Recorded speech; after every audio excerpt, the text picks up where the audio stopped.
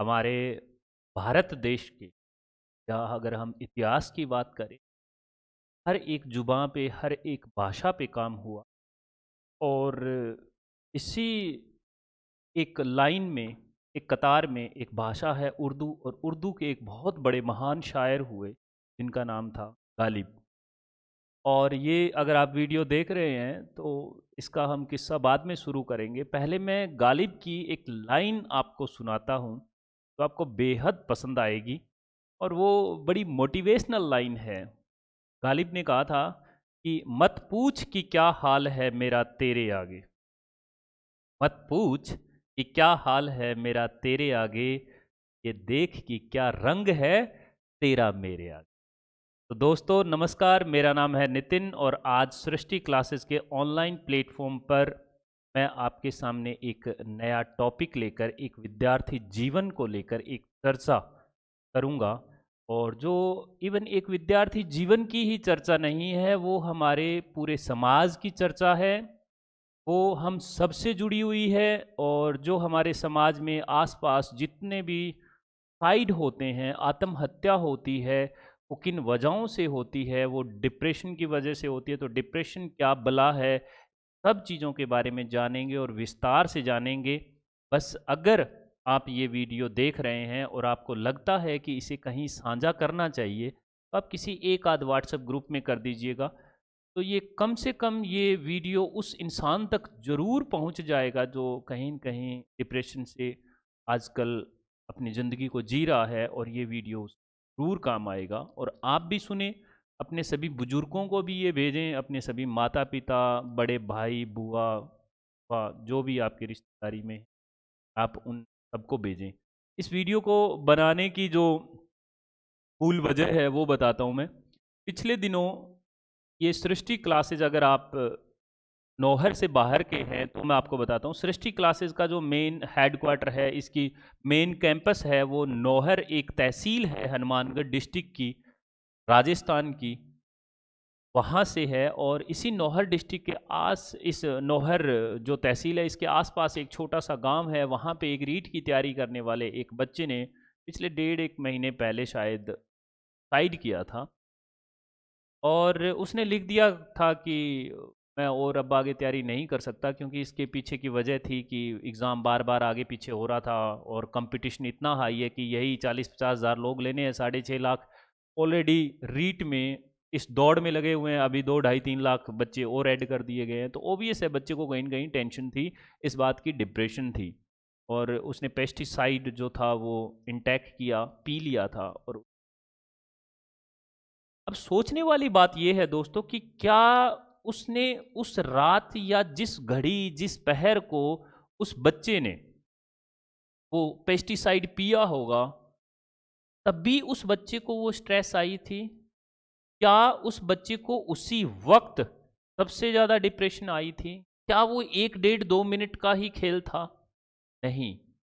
हमें बस इसी बात को समझ लेना है कि वो बच्चा कम से कम 4-6 महीने से पीड़ित था।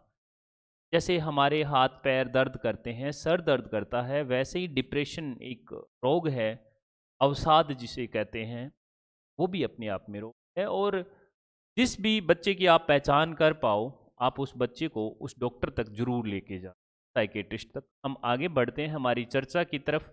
और आज का जो हमारा टॉपिक है, हम उसका सबसे पहले नाम लिखते हैं। देखो, हमने हमारे टॉपिक का नाम दिया है, जैसा कि आपने थंबनेल में देखा है, डिप्रेशन, सुसाइड और विद्यार्थी जीवन।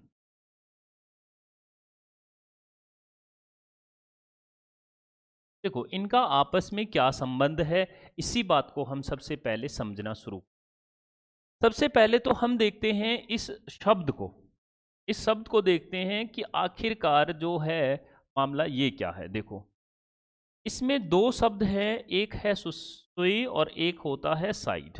तो इसका अगर हिंदी अनुवाद करोगे ना, तो इसका हिंदी अनुवाद होता है खुद का, है ना, और या खुद को। और इसका मतलब होता है मारना या मार देना। जैसे मैं आपको बताता हूँ, एक शब्द आता है हमारे यहाँ पे, जो खेती किसानी करते हैं वो तो बहुत अच्छे से जानते हैं, पेस्टिसाइड। तो अगर इसमें देखोगे तो इसमें साइड आया हुआ है। अगर कोई भी साइंस का विद्यार्थी है तो वो बैक्टीरियोसाइड पढ़ता होगा, तो इसमें भी कहीं न कहीं साइड शब्द आया हुआ है। पेस्टिसाइड, एक एक शब्द होता है जो इंसेक्टिसाइड, इंसेक्टिसाइड। देखो इसमें क्या होता है, इंसेक्ट यानी कीड़े मकोड़ों को मार देने वाली जो दवाएं होती है वो क्या कहलाती है, इंसेक्टिसाइड। बैक्टीरिया को जो मार देने वाली होती है वो क्या कहलाती है, ये बैक्टीरियोसाइड। वैसे ही अगर हम कहें कि सब सुसाइड है ना, ये साइड यानी खुद को मार देना, और इसका अगर पूर्ण रूप से हिंदी में लिखें तो क्या नाम निकल के आता है, आत्महत्या। अब इस आत्महत्या के करने के पीछे की बहुत सारी वजहें हो, आगे उसकी चर्चा करें। पहले हम देखते हैं कि हमारे भारत देश में कितने लोग हैं जो सुसाइड करते हैं और कितने लोग हैं जो डिप्रेशन में चले जाते हैं। देखो, अगर एक वेबसाइट की माने ना, NCRB, national crime record bureau, एक वेबसाइट है जिसमें ये बताया गया है कि 2022 में 1,64,000 लोगों ने सुसाइड कर लिया। सब फिर रिपीट कर रहा हूँ, 1,64,000। ये आंकड़ा कोई छोटा आंकड़ा नहीं है, ये सच में झकझोर देने वाला आंकड़ा है। और ये लोग 1,64,000 लोग जो है, ये कोई एक या दो दिन में या 2 मिनट के गुस्से में आकर इन्होंने सुसाइड नहीं किया दोस्तों। एक लंबे वक्त से डिप्रेशन में गए थे, लंबे वक्त से किसी न किसी अवसाद में थे, किसी ऐसी चिंता से ग्रस्त थे जिसको कोई पकड़ नहीं पाया, और फाइनली इन्हें लगा कि इन्हें। और मैं आपको एक केस याद करवाता हूँ, एक सुशांत सिंह राजपूत नाम के एक हमारे बॉलीवुड में एक बहुत ही जिंदा दिल इंसान, जो बाहर से इतनी अच्छी स्माइल रखता था लड़का, और उन्होंने आज से 2-2.5 साल पहले सुसाइड कर लिया। क्या उन लोगों के पास कोई पैसे की कमी थी या किस चीज़ की कमी थी? क्या वो आदमी अपने आप को सफल नहीं मान रहा था, फिर भी उसने सुसाइड कर लिया? देखो, लोग बाग कहते हैं कि अक्सर मेरा एग्ज़ाम में सिलेक्शन नहीं हुआ, या कोई बच्चा सिलेक्शन ना होने की वजह से डिप्रेशन में आ जाता है, और एग्ज़ाम पास कर देना और सरकारी नौकरी लग जाना ही सबसे बड़ी, हम कह सकते हैं कि सफलता मानी जाती है हमारे समाज में। तो एक चीज़ याद हमेशा रखना, हाँ, ज़िंदगी में सरकारी नौकरी जो है ना, सफलता का मानक नहीं है। आप जिन लोगों के विचारों को, आप जिन लोगों को फॉलो करते हैं ना, उनकी लिस्ट बनाना और उनमें से कह देना कि मास्टर जी एक आदमी सरकारी नौकरी का हुआ मिला है मुझे। यूपीएससी और आईएएस के ऑफिसर्स की बात अलग होती है, और मेरे बहुत सारे ऐसे नॉन है, आरएस हैं, फर्स्ट ग्रेड लगे हुए हैं, और एक दो यूपीएससी की प्रिपरेशन भी कर रहे हैं, और एक दो इस बार शायद लग भी जाएंगे दूर दराज कहीं पे। कोई मेरा दोस्त अगर रहा है जो तैयारी कर रहा है, ये पूरा विश्वास है दोस्त, पूरा आईएएस बन, पर वो आईएएस बनने के बाद वो लोग खुश नहीं हो पाते हैं। का जो मानक होता है, जो पैमाना होता है, वो सरकारी नौकरी नहीं होता है। सफलता कुछ और चीज़ होती है, जो हम धीरे धीरे करते करते आगे चर्चा में बढ़ेंगे। हम एक सुसाइड को हमने देख लिया है, मैं आपको बताता हूँ कि एक और आंकड़ा बताता हूँ मैं। 10 लाख के लगभग हर साल लोग जो होते हैं ना, ये डिप्रेशन और एंजाइटी की वजह से, एंजाइटी यानी चिंता की वजह से सुसाइड कर जाते हैं ग्लोबली, पूरे विश्व में। ये भी अपने आप में ऐसा नहीं है कि भारत के समाज में ही प्रेशर है, नहीं, सोशल प्रेशर यहाँ नहीं है, सब जगह है, तनाव हर जगह है, जहाँ पे इंसान है वहाँ पे तनाव है। अब हम बात करते हैं इस शब्द की, जिसका नाम है डिप्रेशन, और हम डिप्रेशन पे जो चर्चा कर रहे हैं, देखो मैं बहुत ही हल्का करके बताता हूँ आपको। डिप्रेशन यानी हिंदी में क्या कहते हैं इसको, अवसाद कहते हैं, अवसाद। ये होता क्यों है और इसको पहचाना कैसे जाए? दोस्तों, हमारी बॉडी में ना सबसे जो तगड़ा खेल होता है ना, वो होता है हार्मोन्स। और जितने भी हार्मोन्स होते हैं हमारी बॉडी में वो हमारे खुश रहने, दुखी रहने, बहुत मोटिवेट रहने, इन सब चीज़ों के बारे में वही रिस्पॉन्सिबल होते हैं, वही जिम्मेदार होते हैं, है ना।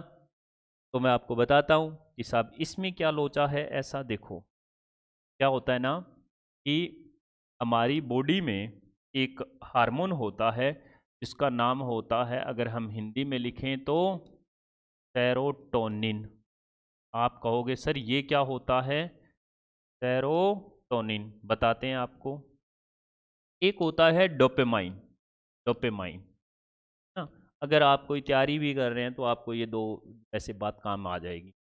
देखो, एक होता है सेरोटोनिन और एक होता है डोपामाइन। फेसबुक के निर्माता मार्क जकरबर्ग ने जब फेसबुक बना रहे थे ना, तो मैं आपको एक किस्से की बात बताता हूँ।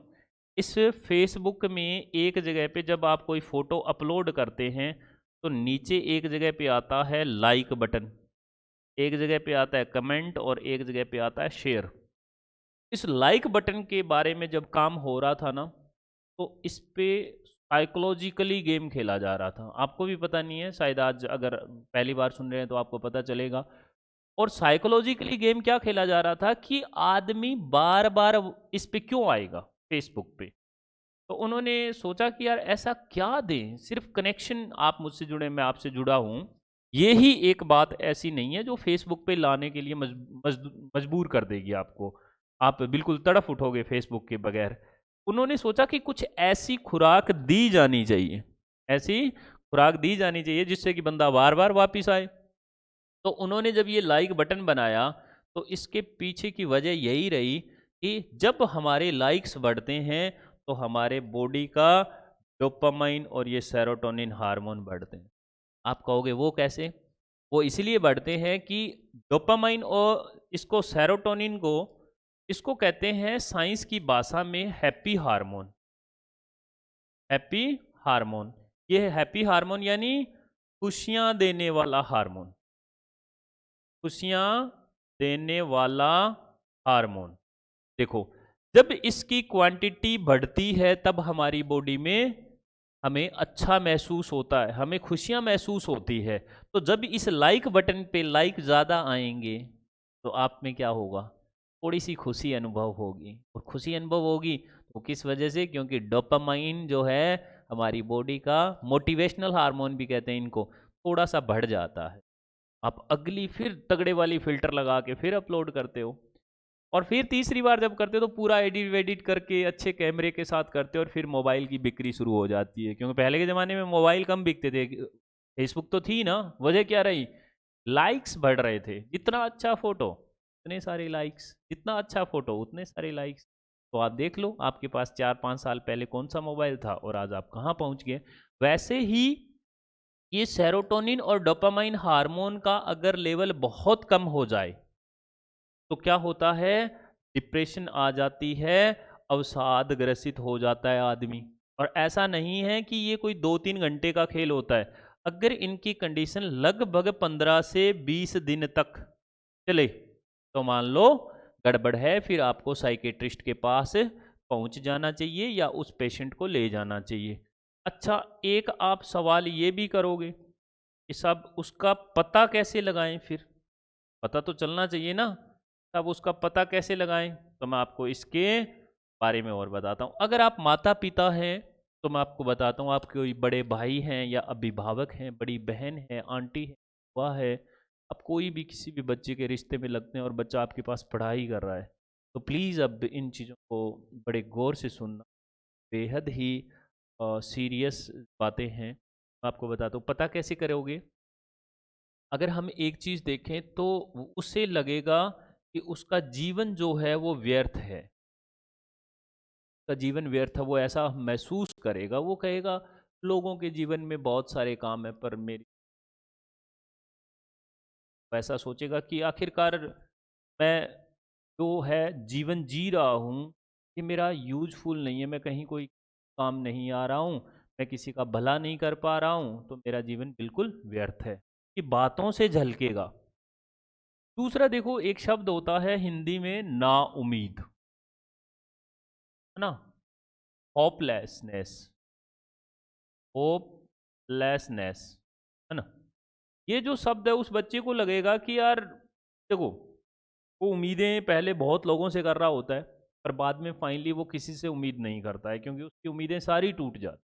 वो किसी से भी उम्मीद नहीं करता। जैसे आप एक दोस्त हैं, आप उसके पास जाके बैठोगे, यार तू चिंता मत करना, अगर तेरे मार्क्स कम आए हैं या तू इस एग्ज़ाम में पास नहीं हुआ है तो क्या हो गया है, हम फिर से तैयारी कर लेंगे, मैं आंटी को समझाऊंगा या मैं आपके पापा को समझाऊंगा।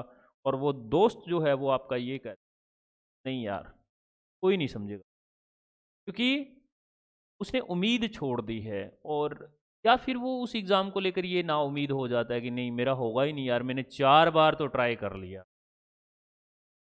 है ना।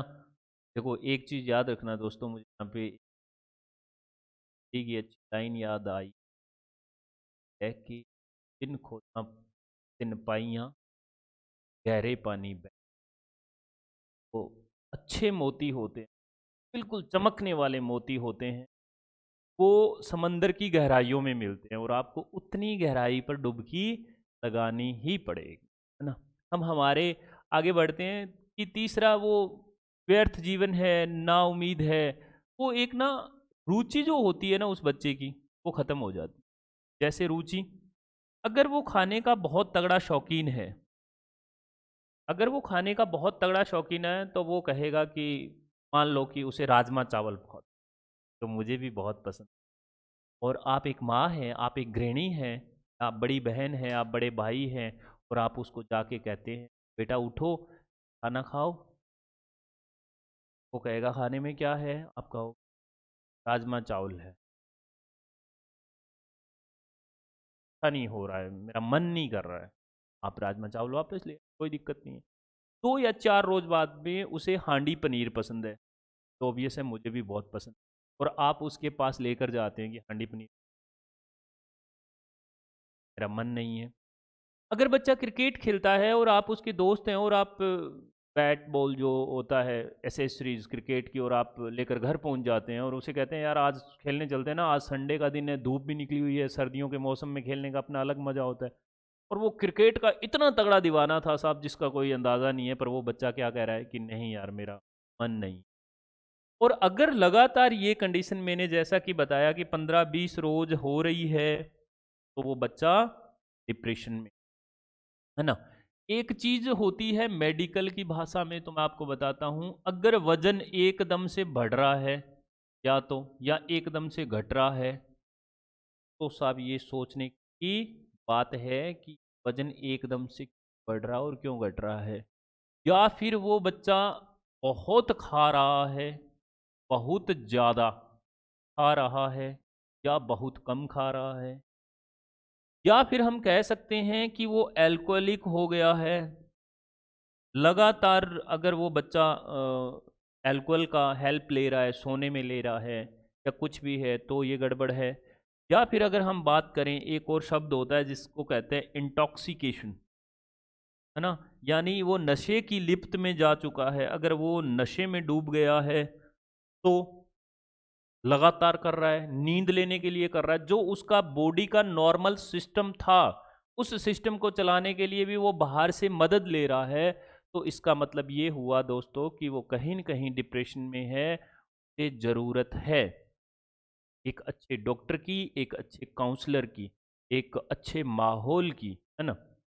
अच्छा, चलो अब हम चलते हैं हमारे अगले पड़ाव की तरफ, कि डिप्रेशन के हमने क्या पढ़े, कि थोड़ा सा परिचय भी पढ़ा हमने और इस कारण भी पढ़े।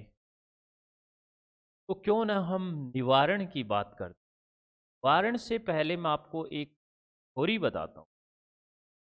तो डिप्रेशन होता है, अवसाद होती वजह से होता है, और साइड की होता है। थोड़ा सा हम डिस्कस कर ही लेते हैं, मुझे थोड़ा सा याद आ ही गया। एक थ्योरी दी गई थी, का नाम right of, theory of suicide जो थी वो 26,000 सुसाइड किए गए लोगों पर की गई थी, के द्वारा की गई थी। एक फिलोसफर हुए थे जिनका नाम था एमिल, या एमाइल भी कहते हैं कुछ लोग, दुर्खिम। एमाइल दुर्खिम या एमिल दुर्खाइम, दुर्खिम, बहुत सारे लोग अपने प्रोनाउंस तरह से करते हैं। हिंदी में मैंने जहाँ भी पढ़ा वो इस तरह से लिखा हुआ था, एमिल दुर्खिम। अब मैं आपको बताता हूँ कि उसने इस थ्योरी में क्या दिया। उन्होंने कहा कि एक शहर है नौहर, एक है भादरा, एक है राउत। ये 3 शहर है दोस्त, और इसमें मैं कहता हूँ साल फर्स्ट, फिर मैं कहता हूँ साल सेकंड और साल थर्ड।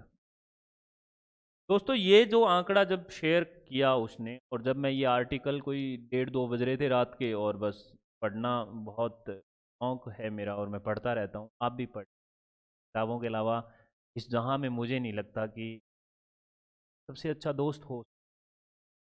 किताबें ना आपको सारे सवालों के जवाब देती है तो आपको चाहिए, ये मेरा वादा है। कोई नहीं दे सकता, कोई भी नहीं दे सकता, आप खुद भी नहीं दे पाओगे, पर किताबें आपको वो जवाब अता फरमाएगी, वो जवाब देगी पक्का। किताबें सच्ची दोस्त है, ये डॉक्टर एपीजे अब्दुल कलाम ने कहा था, और ये मैं पिछले 10-12 साल से, 15 साल से ठीक ठाक दुरुस्त तरीके से हर रोज़ शाम को 7 पेज पढ़ लेता हूँ। जब मैं ये थ्योरी पढ़ रहा था रात के लिए, तो इसने मेरे अंदर के दिन को हिला दिया, मेरे मन को झकझोर दिया। यार ऐसा भी है। और जब ये थ्योरी का कंक्लूजन पढ़ा तो मुझे लगा कि मैं कितने सारे लोगों का मतलब हत्या का अपराधी हूँ।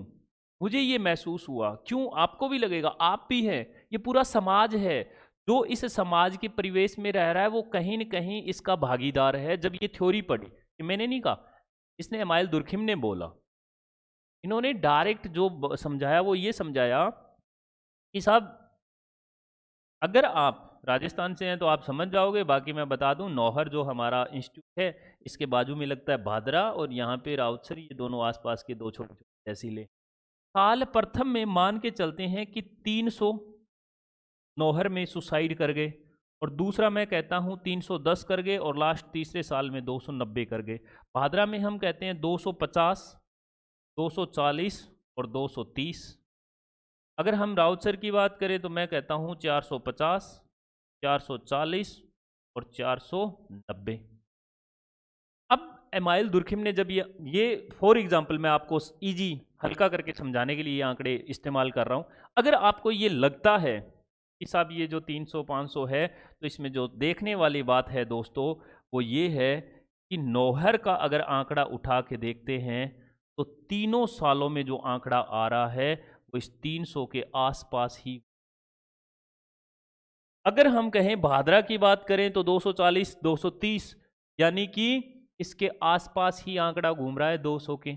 अगर 450, 26,000 लोगों की, फिर रिपीट करो, 26,000 लोगों पे उसने रिसर्च किया था ये, तब जाके थ्योरी ऑफ सुसाइड दी, और फिर उसने कहा 450, 440 या 490, 450 के आसपास ही आंकड़ा घूम रहा है।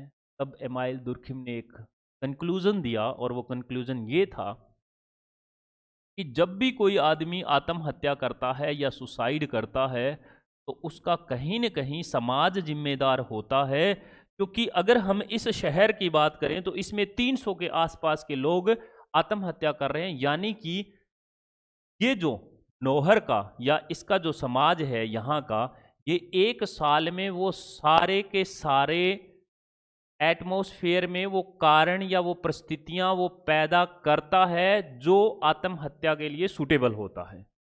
अब मैं और बताता हूं आपको, कहने का मतलब ये है कि जो समाज होता है ना, वो हर साल ऐसी स्थितियां, ऐसी परिस्थितियां पैदा कर देता है जिसमें से कोई 1 या 2 या 5 या 10 या 20 आदमी आत्महत्या करने के लिए मजबूर हो जाए। और उस समाज का हिस्सा कौन है साहब? उस समाज का हिस्सा आप भी है। और अब सोचने वाली बात यह है कि क्या हम आत्महत्या करने के लिए लोगों को प्रेरित कर रहे हैं? बिल्कुल कर रहे हैं, क्यों नहीं कर रहे? हम आपको बताते हैं। बहुत सारे लोग हैं ऐसे इस धरती पे जो डिप्रेशन या आत्महत्या करने के लिए प्रेरित करते हैं। जैसे कि, वैसे ये मुझे आगे बताना चाहिए था पर मैं अभी बता देता हूँ। आप किसी गली मोहल्ले से गुजर रहे हैं और सामने से आपके बहुत दूर के रिश्तेदार आए हुए हैं और काफ़ी दिनों से आए थे, और वो काफ़ी रोज बाद मिले थे आपसे। जैसे मैं कहूँ कि साल डेढ़ साल भर बाद, और वो आते ही आपसे पूछते हैं, अच्छा और टुनू आजकल कहाँ हो बेटा? आप कहते हैं कि आजकल मैं घर पे ही रहता हूँ। अच्छा कोई नौकरी वोकरी नहीं लगी क्या? आप कहते हैं अब आजकल तो तैयारी कर रहा हूँ बैंक की। अच्छा 3 साल पहले मिले थे तब भी तो बैंक की ही तैयारी कर रहे थे। हमारे वाला तो ये मुन्ना जो है वो एसबीआई में पीओ लग गया, 2 महीने पढ़ाई करी मुश्किल से, कोचिंग भी नहीं गया था, घर पे ही, और शाम को तो वो क्रिकेट खेलने चला जाता था। हमारे वाला तो लग गया। अच्छा तुम कोई दुकान वुकान पे क्यों नहीं लग जाते? कोई 1,000 1,500 2,000 रुपए की कोई जॉब पकड़ लो।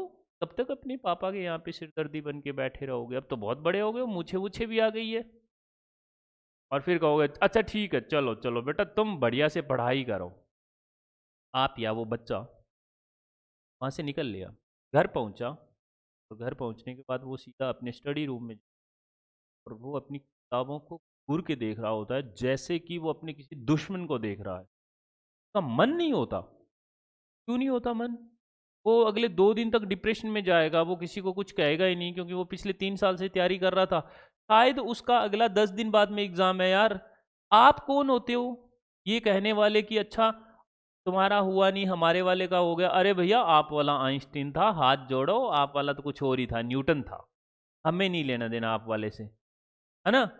हम तो हमारी जिंदगी जानते हैं यार, हम एक एवरेज से छात्र हैं, और हम दिल लगा के तसल्ली से मेहनत कर रहे हैं, इस भीड़ में आगे जाना चाह रहे हैं। हम हमारे पिता की जो चिंताएं हैं वो बांटना चाह रहे हैं।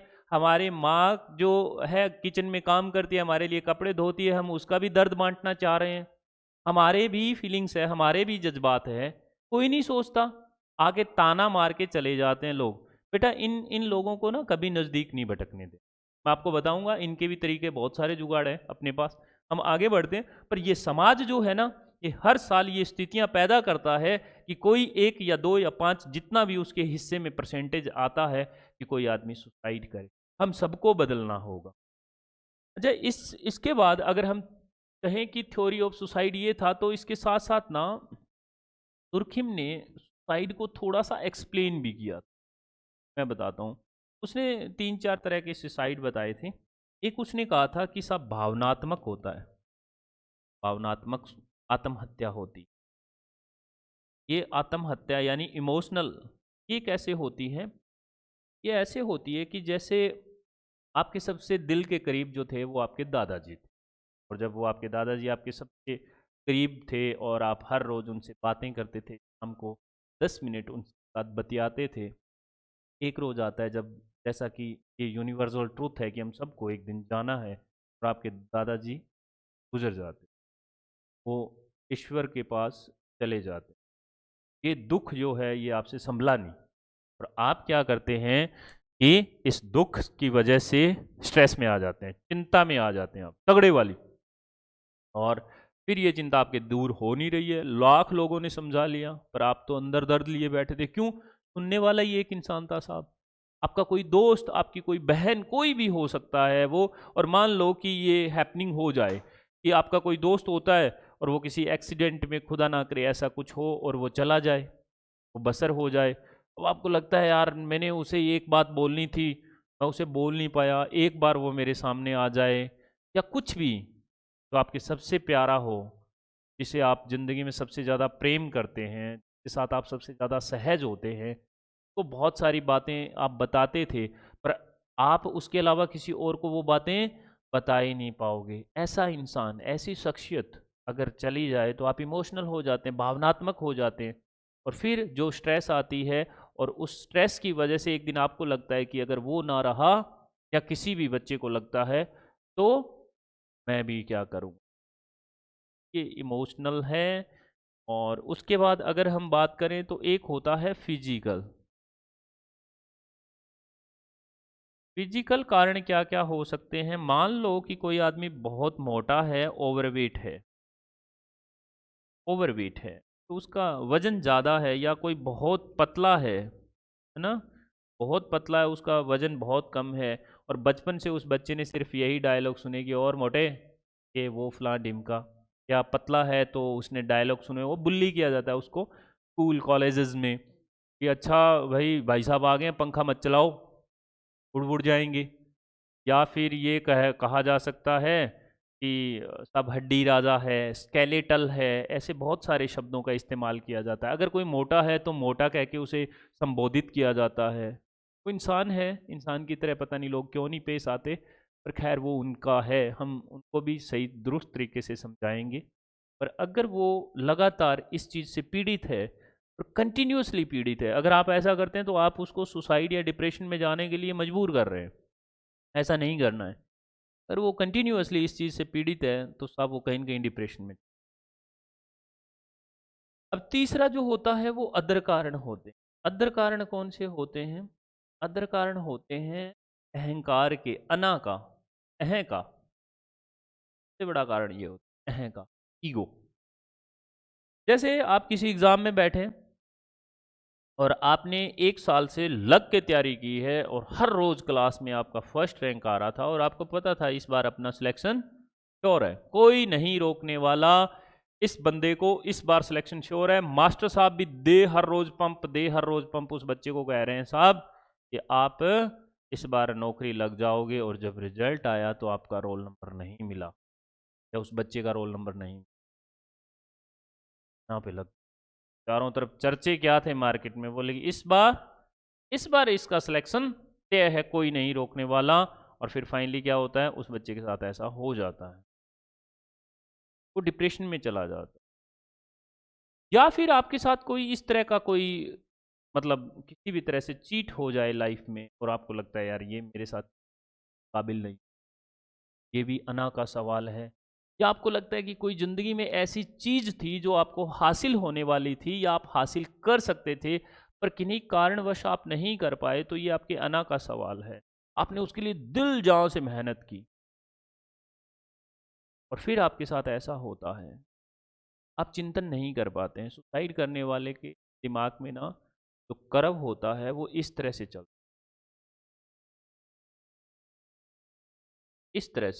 से वो बढ़ता रहता है।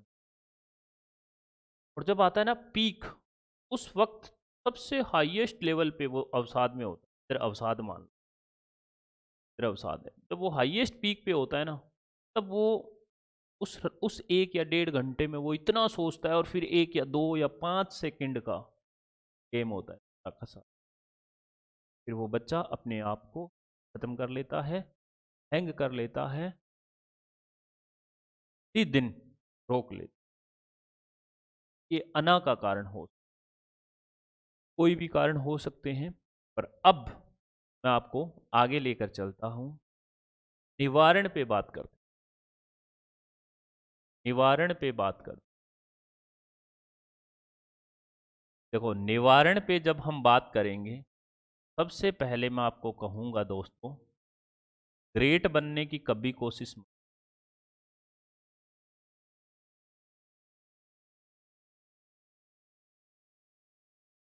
सबसे पहला पॉइंट मैंने लिखा है, ग्रेट बनने की कभी कोशिश मत करो, क्योंकि जब आप ग्रेट बनने के लिए कोशिशें में लग जाओगे तो आप जो हैं, जो आप सच में हैं, जो आपको होना चाहिए वो आप रहते ही नहीं हैं, और फाइनली उस ग्रेट बनने की दौड़ में आप रिश्तों को भूल जाते हैं, आप अपने आसपास के लोगों को भूल जाते हैं, और अपने अंदर वो सारी चीज़ें ठूस रहे होते हैं जिनको आप पचा भी नहीं पाओगे, लगाव भी नहीं कर पाओगे, और एक टाइम बाद में उनसे खिस भी जाओगे, उनको छुटाना, पीछा छुटाना महसूस करोगे, फिर एकांत में चले जाओगे, सॉलिट्यूड, और या फिर आप कह सकते हो तन्हाई में चले जाओगे।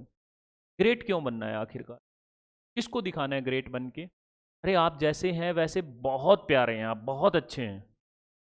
अगर कोई आपसे मोहब्बत करे, प्रेम करे, स्नेह करे, आप उनके लिए कामयाब हैं या नहीं हैं, वो जैसे आप हैं, आपको वो वैसे ही कबूल करें। चाहे वो आपके माता पिता हैं, आपकी अर्धांगिनी है, आपकी प्रेमिका है, आपके भाई हैं, जो कोई भी है, आप जैसे हैं वैसे के वैसे अगर कोई आपको एक्सेप्ट करे, तो फिर हम कह सकते हैं कि आपकी ज़िंदगी दुरुस्त तरीके से अच्छी चल रही है, या आप चला सकते हो, इससे आप डिप्रेशन में नहीं जाओगे। अगर कोई आपको बदल के अपनी ज़िंदगी में लाना चाह रहा है कि तुम में तो ये खामियां है, तुम्हें मेरे जीवन में नहीं होना चाहिए, या मैं एक्सेप्ट नहीं करता हूँ, तू मेरे दोस्त बनने के लायक नहीं है, तू तो ये करता है वो करता है, तो उसे कहो भाई साहब कोई दिक्कत नहीं है, जाओ, आप उसके लिए बदलो मत। ग्रेट मत हो। कुछ अच्छी आदतें अगर अपनानी है, जैसे कोई आपका दोस्त ये कहता है कि तुम मॉर्निंग में मेरे साथ जिम नहीं जाता, कम से कम चला कर यार, ये तेरी अच्छी आदत नहीं है, तो वो ठीक कह रहा है। पर अगर वो आपको ये कहे कि यार तू ना अपने रिश्तों में कुछ ज़्यादा ही दूर रहता है, या तेरी मम्मी के साथ कम बनती है, तुम्हारे पापा के साथ कम बनती है, और वो बहुत पर्सनल लाइफ में आके और फिर आपको वो टॉर्चर कर रहा है, इसलिए मैं तेरा दोस्त नहीं हूँ। अरे उस दोस्त को, अगर वो दोस्त होता तो वो समझता ना कि मम्मी और पापा के साथ कम बन रही है, इसीलिए ये तेरे पास दोस्त है, और शायद तू इसे कुछ ऐसा कर सकता है कि इसे रिश्तों की समझ दे के और मम्मी पापा के साथ ठीक ठाक बनना शुरू करवा सकता है। और अगर वो ये कहे कि नहीं, तू उनके साथ भी ठीक नहीं रहा तो तू हमारे साथ क्यों ठीक रहेगा, हम तो तुम्हें छोड़ रहे हैं। नहीं, आप किसी इंसान को जज कर ही नहीं सकते। ग्रेट मत बनो किसी के लिए, अपने आप को कभी मत बनो। कोई कहे कि तुम्हें गुस्सा बहुत आता है, कोई कहे तुम शांत बहुत हो इसीलिए तुम मेरे काबिल नहीं हो, किसी भी तरह की वजह दे तो उसे कहो ठीक है भाई साहब, कोई दिक्कत नहीं है, आपका टैलेंट आपके हाथ में रहेगा दोस्त। हमने भी खूब खोए हैं, हमारी ज़िंदगी में भी खूब गए हैं, खूब आए हैं। अगर कोई दो चार जाएंगे तो सीटें खाली होगी ना, तभी तो कोई आके बैठेगा। थिएटर में ऐसा ही होता है ना, जब कोई स्टार को देख रहा होता है उसके खूब सारे फैन फॉलोइंग होती है।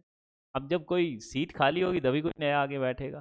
सीटें खाली होने दो ज़िंदगी में, जैसा कोई आया है वैसे कोई जाए। हाँ, नाराज किसी को मत करो, है ना। अगला मैं आपको बताता हूँ, एक पॉइंट है, अनकंडीशनल लव। अनकंडीशनल लव, ऐसा बिना शर्त का प्यार अगर मिल जाए तो क्या कहने।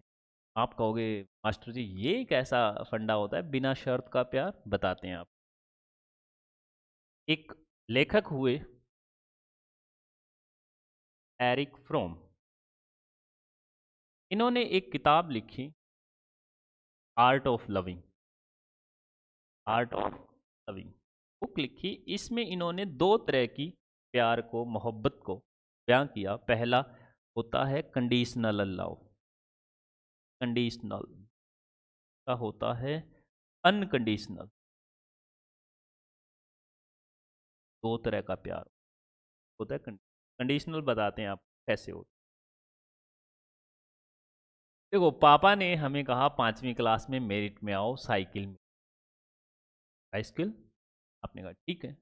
आप मेरिट वेरिट में आए, क्लास में प्रथम आए, प्रथम श्रेणी से पास हुए और आप गए घर। अब रिजल्ट देखो, हम तो प्रथम श्रेणी से पास हो गए हैं और फर्स्ट रैंक के साथ आए हैं, और हमें साइकिल दिलवाओ, और आपको साइकिल मिल गई।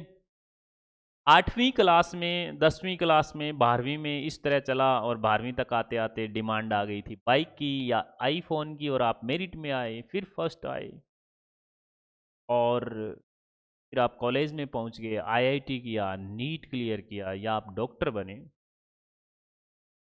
हुआ क्या आखिरकार कि जब अगर इसे मुड़ के देखो, आपके और आपके वालिद में, आपके और आपके पापा में बहुत प्यार है, बहुत।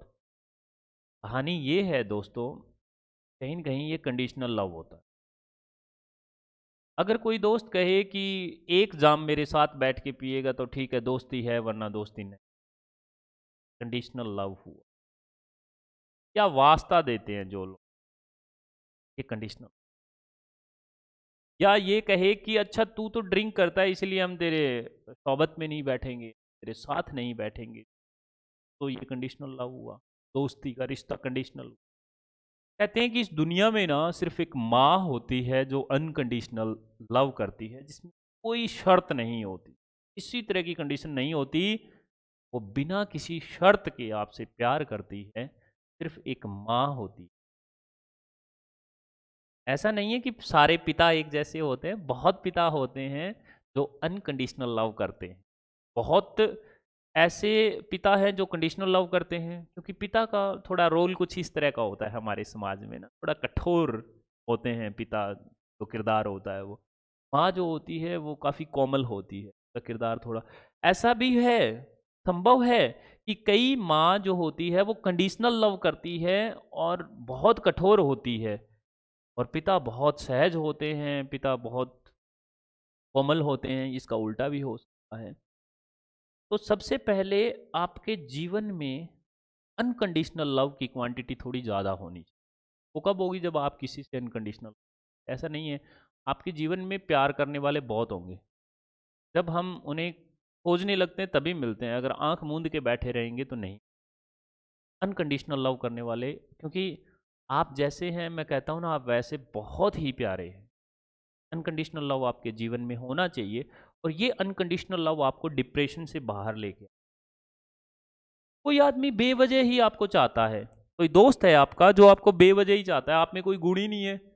मैं अभी एक मीम देख रहा था, मेरे दोस्त ने भेजा, वो बैंकर है, वो बैंक में नौकरी करता है, और उसने जब वो मुझे मीम भेजा तो उसमें दो दोस्त थे, और एक दोस्त कहता कि अच्छा, तेरी और मेरी दोस्ती में ना, मेरे होने के मैं तुम्हें 1000 फायदे गिना सकता हूँ कि मैं तेरे साथ दोस्त हूँ, तो 1000 फायदे ये हैं, तू तेरी दोस्ती का कोई एक फायदा ही बता दे, और फिर भी मैं तेरे को दोस्त मानता हूँ। आपको भी ऐसा लगता होगा, आपके दोस्त को याद करते हैं तो आप, यार मेरा उसकी दोस्ती में जो है रोल, वो जीरो है, पर उसका 100% है, फिर भी हमारी दोस्ती है।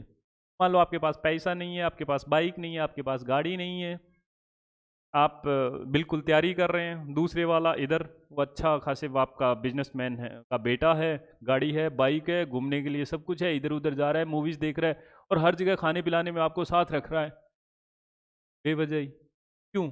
जबकि उसको तो ऐसी, जब कोई आदमी ऑफर करता है तो बहुत सारे लोग दौड़ के आ जाते हैं, सिर्फ दोस्त वो आप ही क्यों होते हैं? उस ये होता है अनकंडीशनल।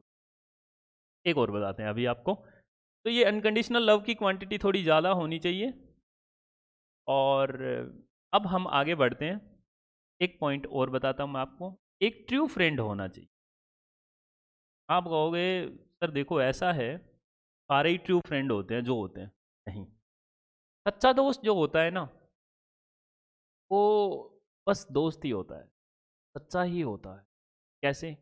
जब भी आप किसी स्ट्रेस में होगे, डिप्रेशन में होगे, तो आप उसे कॉल करते हैं, आपका फ़ोन उठाते ही वो कहेगा हाँ बोल, और आप बिल्कुल अपनी वॉमिट शुरू करते हैं, खूब सारी आप उसको कहते हैं, बातें बताते हैं, आज ये हुआ दिन में, आज मम्मा ने ये कहा, पापा ने ये कहा, आज मेरा उससे झगड़ा हो गया, आज वो हो गया, आज वो हो गया, बहुत सारी बातें। तो सुनता रहता है। फाइनली वो कहता है अच्छा ठीक है, ठीक है, कोई बात नहीं, इट्स ओके। आपको लगता है फ़ोन रखने के बाद, और मैं 90% ठीक हो गया, पहले से इतना सारा गुस्सा भरा पड़ा था, और मैंने जैसे ही बताया उस मेरे दोस्त को, सब ठीक हो गया। ये होता है वो दोस्त।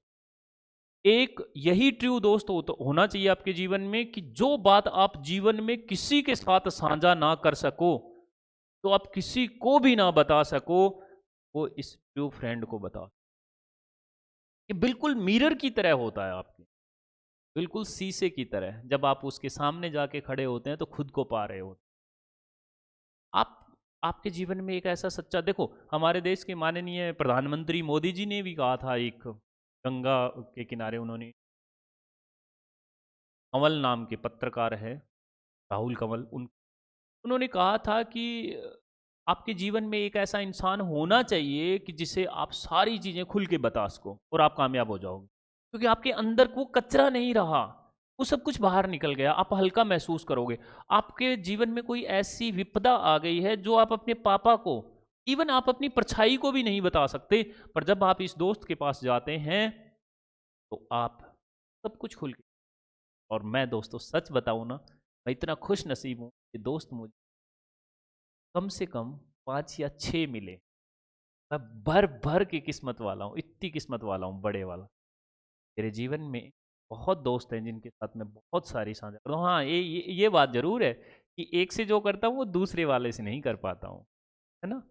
तो दूसरे वाले से जो सच्चाइयाँ बयाँ करता हूँ, किसी के साथ मैं मेरा वित्त का, के साथ परिवार का, किसी के साथ मेरे जीवन का, किसी के साथ मेरे अतीत का, सबसे अलग-अलग तरह की मेरी बातें होती है। पर जिसके साथ अतीत की, कई ऐसे भी हैं जिनके साथ सभी तरह की होती है ना? अगर वो सुन रहे हैं तो वो ज़रूर समझेंगे।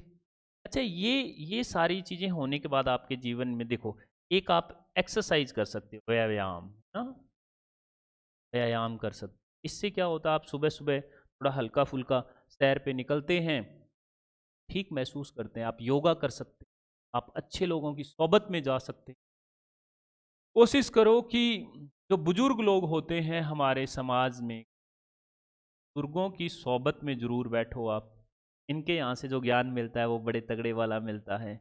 एक और बताता हूँ मैं आपको कि ये जो नेगेटिव टाइप के लोग होते हैं ना, नकारात्मक, इनसे दूर रहो, बिल्कुल दूर रहना है। अगर आप माता पिता हैं तो आप इनको दूर रखो, क्योंकि ये घर पे आएंगे, अच्छा आप वाला नौकरी नहीं लगा, और आपके तो मानो कि उस आदमी ने जहर पिला दिया। अरे अभी तक लगे हुए तैयारी, 3 साल हो गए नौकरी नहीं लगे। देखो, नौकरी लगना सफलता का पैमाना नहीं है। सफल होना अलग चीज होती है। सफल होने की एक छोटी सी हल्की सी परिभाषा बताता हूँ मैं। अगर आप अपने आप को लेकर अपने जीवन में आज इस वक्त ठीक जगह पे पाते हैं जहां पे आपको होना चाहिए, तो आप सफल हैं, वरना आप उस सफलता के लिए लगे हुए हैं, असफल नहीं हो। असफलताएं तो सफलताओं की कुंजी होती है, हजारों सालों से ये डायलॉग चला आ रहा है। जीवन में क्यों दुख, क्यों दर्द? अरे सरकारी नौकरी नहीं तो क्या कुछ नहीं? बहुत लोग हैं, मैंने आपको शुरुआत में ही कहा था शायद, कि आप अपने जीवन के सभी उन महान लोगों की लिस्ट बनाओ और उनमें देखो सरकारी नौकरी करने वाला कौन था। कोई नहीं निकलेगा। आप अपने रोल मॉडल को देखो, आप अपने स्टार्स को देखो, जो भी आपको ठीक लगे, इससे मतलब कोई सफलता की कोई परिभाषा नहीं निकल के आती। ठीक है, हमें हमारे जीवन को चलाने के लिए वित्त की, इकोनॉमिक्स की या पैसे की जरूरत होती है, तो सरकारी नौकरी लगने से एक समाज में थोड़ा सा रेपुटेशन आ जाता है, क्योंकि सब लोगों की मेंटेलिटी ऐसी होती है ना। तो उससे क्या होता है कि आप थोड़ा और सहज हो जाते हैं, जिस गली मोहल्ले से गुजरते हैं वहां से ये होके गुजरते हैं कि अपन तो पटवारी है ना। सब लोग सलाम ठोक रहे होते हैं, बोले पटवारी जी कैसे, सब ठीक?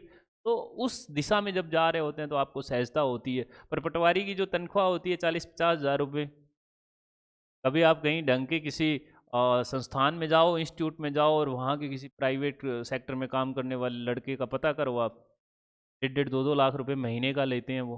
और ये आईआईटी पास करने के बाद तो इनके पैकेज लगते हैं 40 लाख, 50 लाख, करोड़, 2 करोड़, 5 करोड़, इस तरह से। ऐसा होता है। एक जो राजस्थान में एक कहावत चलती है कि जो ये था ना सुंदर पिचाई, ये गूगल के सीईओ है, तो जैसे ही ये सीईओ बने तो अपने गांव आए, तो गांव आके बोले, रास्ते में जा रहे थे तो बुजुर्ग बैठे थे कुछ थोड़े बहुत, सुंदर पिचाई ने कहा कि बाबा सुनो, आजकल मैं गूगल का सीईओ बन गया हूँ और मेरी मेहनत रंग ले आई।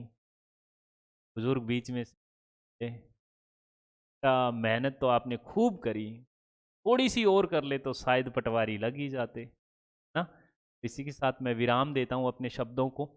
बस दोस्तों, डिप्रेशन जब आती है ना ज़िंदगी में, तो हम सुसाइड की तरफ बढ़ते हैं। सुसाइड करने वाला अकेला ऐसा नहीं होता है कि वो 1 मिनट में कर जाता है, सारे जिम्मेदार होते हैं। बस मैं आपको टोटल मिला के सिर्फ 2 ही चीज़ें बता रहा हूँ लास्ट में, तो आपके जीवन, पहला अनकंडीशनल लव, दूसरा ट्रू फ्रेंड। दोनों आपके जीवन में है तो आपको में कोई भी ताकत सफल होने से नहीं, ये सारी चीजें यूं यूं ही रह जाए। देखते जाना, आप ऐसे ही आगे बढ़ते जाओगे। आगे एग्जाम होने वाला है, किसी तरह की कोई टेंशन नहीं लेना। सिलेक्शन होता है तो ठीक, नहीं होता है तो फिर तैयारी के लगेंगे, हार नहीं मानेंगे ना। जिन खोजा तिन पाइयां, गहरे पानी बैठ, जितनी मेहनत करेंगे उतना गहराई में जाके अच्छे मोती निकाल के लाएंगे। क्या बात कर रहे हैं आप। बहुत बहुत शुक्रिया, आपने मुझे इतना इत्मीनान से सुना, इसके लिए। और आप फिर ऐसे ही बने रहिएगा, हम विद्यार्थी जीवन पे इसी तरह चर्चाएं करते रहेंगे। बहुत बहुत शुक्रिया।